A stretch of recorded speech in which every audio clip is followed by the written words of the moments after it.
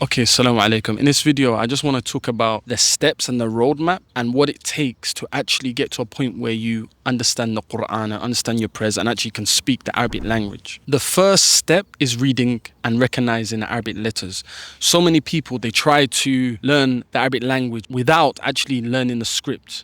And I'll tell you, firsthand, that's going to delay your learning process by years. And the reason being is because the Arabic language is based upon harakat and vowel signs on letters. And where the word is in a sentence, the vowel sign may change and the letters may change, right? You're not going to be able to analyze that with Latin letters. Ever. On top of that, when you learn the alphabet and how to actually read the Qur'an and read the Arabic text, you learn the correct pronunciation. You're going to learn tajweed. You're going to learn what they call al-makhraj or makharij al-huruf, which is the point of articulation. You're going to learn actually how to produce that sound, how to pronounce that letter, which is going to make it so much easier to speak Arabic, because at the end of the day, if you can't pronounce the word, you can't speak, right? Reading in general only takes around 2 to 3 months. And to be honest, you can even do it in like a month and a half. Arabic is totally different from English. In English, you have to know the language to be able to read. In Arabic, as long as you have vowel signs, you can literally read without understanding a word. So if you want to kind of shortcut your journey, the first thing you need to do is learn how to read. It may feel a bit counterproductive because it's like, oh,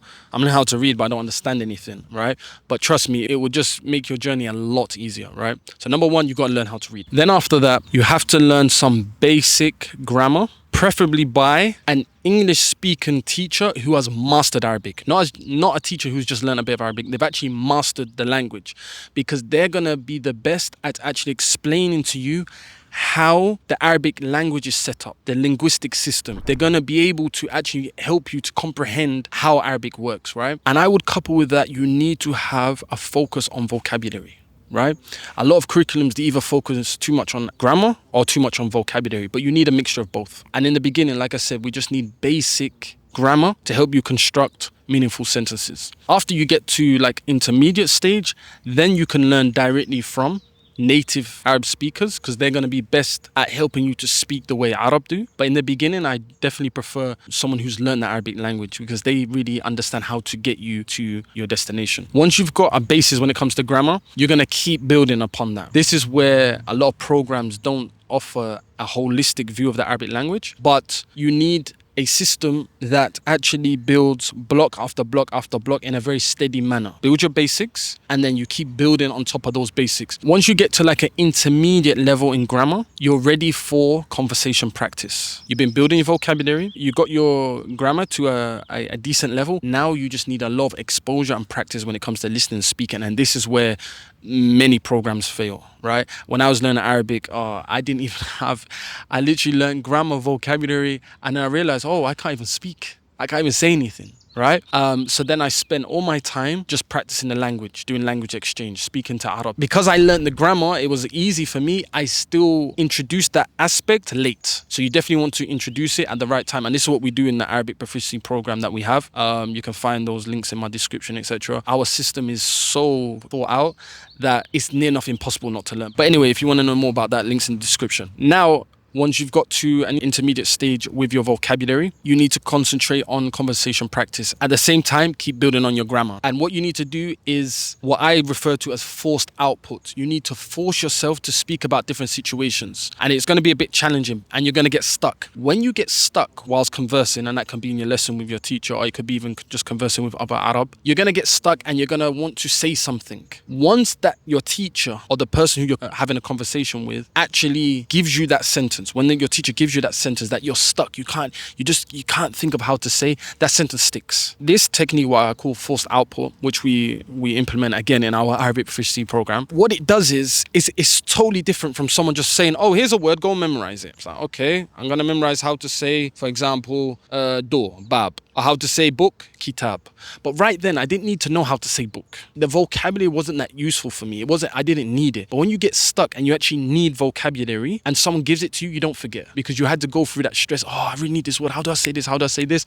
And the person gives it to you. That vocabulary, you don't forget it, right? And this is how I literally mastered the Arabic language when it comes to conversing, to the point where I mastered another dialect on top of that, which is the Hijazi dialect, Saudi dialect, on top of that, by this forced output approach. Yes, we can use both, where we read and we gain vocabulary via reading, via listening, etc. However, when it comes to conversation skills, forced output is one of the best techniques. Now, as you keep building, your grammar's getting better, your vocabulary is expanding. You really need to concentrate on excessive listening and reading, right? Excessive listening and reading. In the beginning, you're going to be like, oh, I don't understand a word on that page. You read the page, you underline the words you don't know. You look them up in a dictionary. You write a key on the book. Don't write the translation underneath the word. Make a key, put a number 1. Write number 1 at the bottom of the book and write the translation. Then before you go sleep, read that page again. When you wake up, read that page again. And what will happen is you retain maybe 70% of that vocabulary. As you go through the book, that yellow, if you're using I used to use a highlighter, like a yellow highlighter. As you're going through the book, the amount of yellow you see on that page will start decreasing. And you'll find that you end up reading a whole page and maybe there's just one word underlined, right?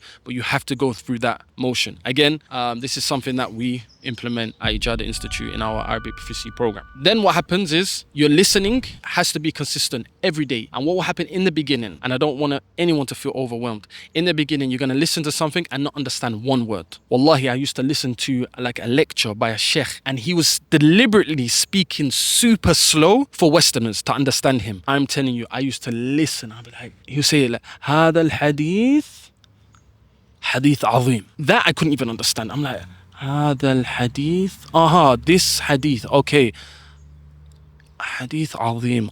It's a great hadith. It's a great narration. Him saying it super slow like that, I was struggling. And I'll just keep listening again and again and again. And there'll be words that I'll keep hearing him saying. I'll be like, where's that word? Until I finally come across it whilst reading, or I finally look it up in a dictionary. And then those words, they keep recycling. So when you first start listening, you're not going to understand the word. You listen to the news, you're not going to understand the word. But you just have to keep listening. In second language acquisition, what's happening, your brain is getting accustomed to different sounds, different intonations. You don't understand that. You're just listening. You think, oh, I don't understand. No, you will understand eventually. Those words, they're going to keep recycling again and again and again. That's why I said your listening and reading has to be excessive. Just keep listening, keep reading. Even sometimes read, and even if you don't understand, just keep going. Because those words are going to keep recycling until the point where these words just become like English. So now you're practicing speaking, you're reading, you're listening. You're now at maybe like an upper intermediate level. What you do now is you make Arabic a part of your life for the rest of your life. And one of the projects that I would include in that is reading the Qur'an with a word-for-word translation for vocabulary building. So you've built grammar, you've built vocabulary, your conversation skills are getting better. And now you're applying everything you know to trying to comprehend the Qur'an. You can study Arabic all outside, but you have to study it in the Qur'an as well. So then you do the same thing. You get a word-for-word translation of the Qur'an, or you get a dictionary and you just go through the Qur'an, and when you're going through the ayat, the words you don't know, you look them up. And you can do it 1 page, 2 pages at a time. Then what you do, you get a reciter you like, get those 2 pages and just play them on repeat. You've already studied them now. You studied them. And I'm telling you, once you've done that, once you're at upper intermediate level, and you repeat those pages, you probably retain about 70 to 80% of what you read. And you start listening to the Qur'an, you start understanding it